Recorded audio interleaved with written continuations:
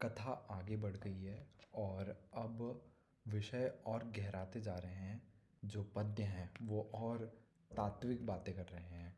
कथा के बारे में थोड़ा सा बता देता हूँ आपको कि पहले जो आरंभ हुआ था वहाँ सिद्धार्थ अपने बातों को व्यक्त कर रहे हैं और संसार से अंतिम प्रणाम कर रहे हैं।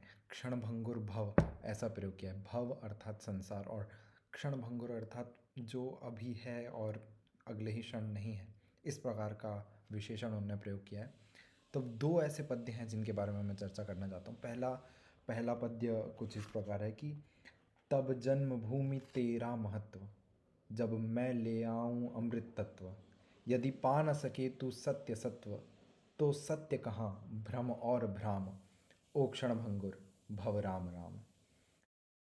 पद्य में सिद्धार्थ कह रहे हैं कि मैं सत्य की खोज में जा रहा हूँ और अगर मैं इस अमृत तत्व को ढूंढ पाया तो मेरी जन्मभूमि गौरवान्वित होगी। लेकिन यदि मैं सत्य को नहीं ढूंढ पाया तो सत्य है ही नहीं। ये विशेष बात उन्होंने यहाँ पे कही है। पहली ध्यान देने वाली बात यह है कि इतना बड़ा निर्णय राज्य को छोड़ने का, और ये अभी उनके मन में भी उन्हें स्पष्ट है कि सत्य की खोज में वे असफल भी हो सकते हैं, तब भी वो इस मार्ग पे आगे बढ़ रहे हैं। और एक बहुत ही बड़ी बात उन्होंने ये कही है कि यदि मैं सत्य को नहीं ढूंढ पाया तो सत्य है ही नहीं।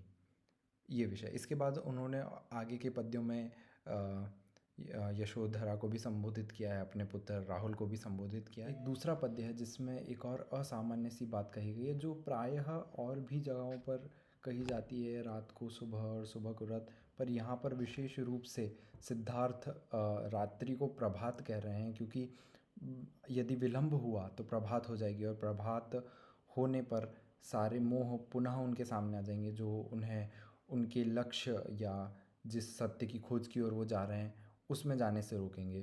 तो इसलिए वो कह रहे हैं छंदक से, छंदक जो कि उनके सारथी हैं, कि छंदक उठला निज वाजीराज। वाजीराज यहाँ अश्व से उनका अर्थ है। तो छंदक उठला निज वाजीराज, तज भय विस्मय सज शीघ्र साज। सुन मृत्यु विजय अभियान आज। आज हम मृत्यु को विजय करने का अभियान कर रहे हैं। मेरा प्रभात यह रात्रि याम, ओ क्षणभंगुर भव राम राम। ऐसा कहकर वो ये समाप्त करें। तो ये दोनों पद्य मैं साझा करना चाह रहा था।